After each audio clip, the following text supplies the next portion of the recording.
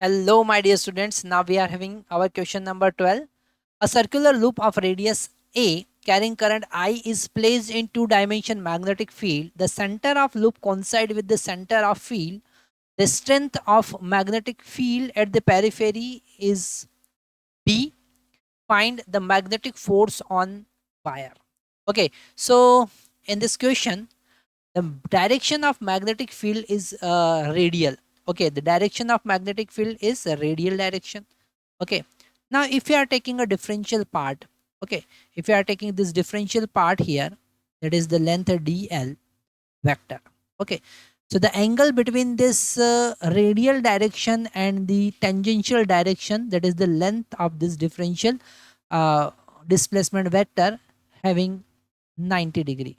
Okay, so if you are using the cross product, if you are using f vector, okay, so we are finding the magnetic force on differential vector. So it is differential force, that is f df is equal to I dl vector cross b vector.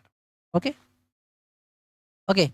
uh, so this df vector is equal to I into dl, and the magnetic field B, and this angle is always 90 degree because it is in radial direction.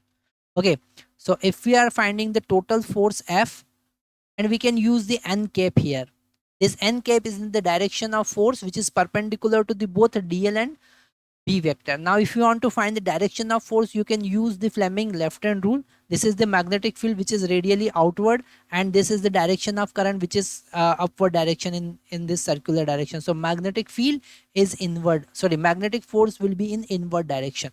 So you can write this F is equal to I, and the total length, that is 2 pi r, you can write, or 2 pi a you can write, into B after integration.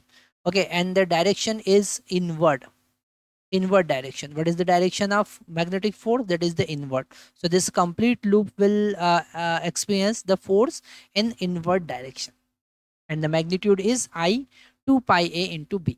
Thank you.